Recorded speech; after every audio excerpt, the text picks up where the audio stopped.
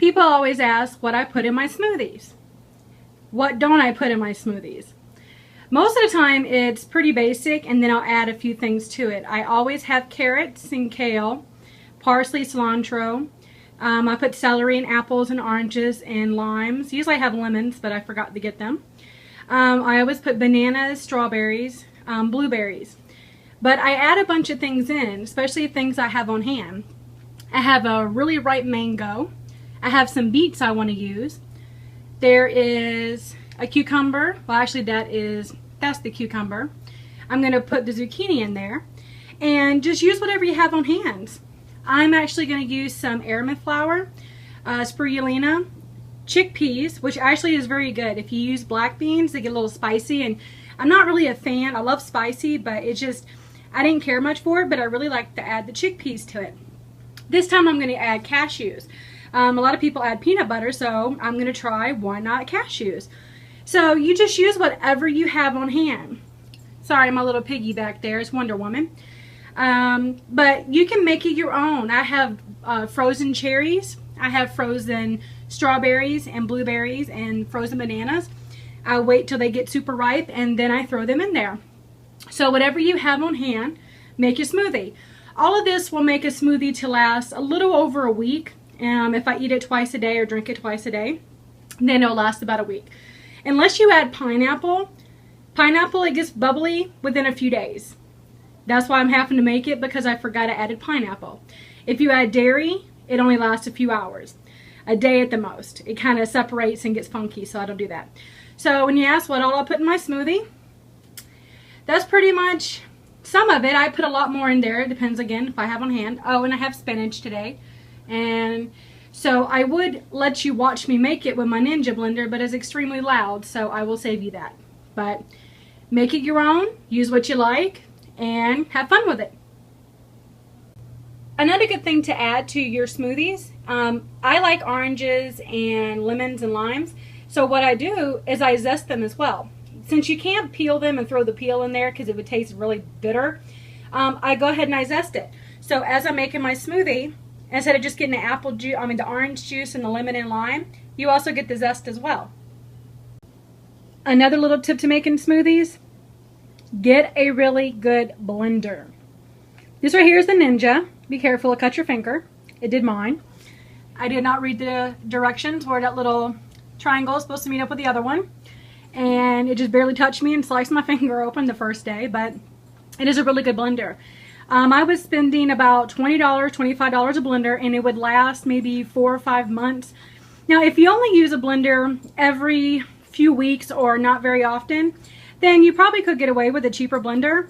I use my blender all the time, and I cut up all of that, so I really need a really good blender. So it's about $100 for just a basic Ninja. Works fantastic, no problems.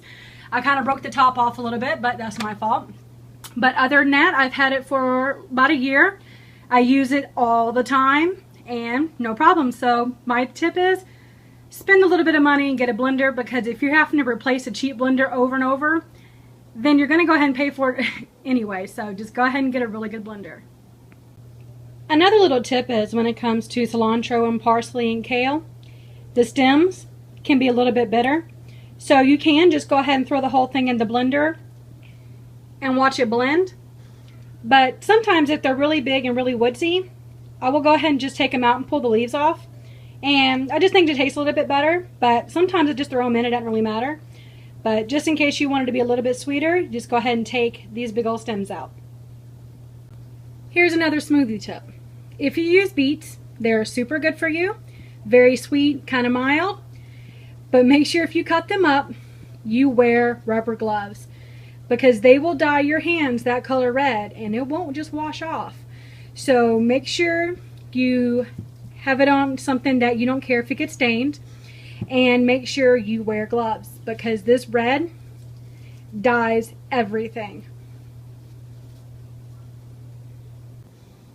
Alright, well, I'm halfway done with my smoothie. As you see, my counter is getting a little empty.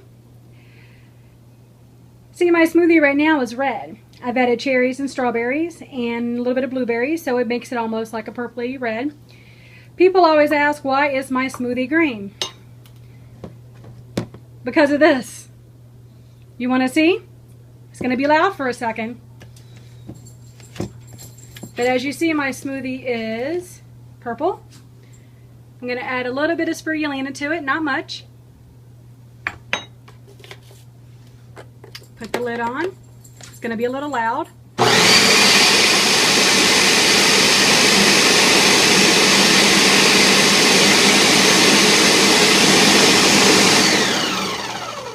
The more I add, the greener it will be.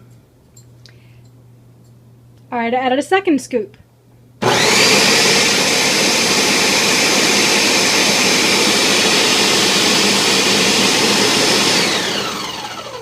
That is why my smoothie is green.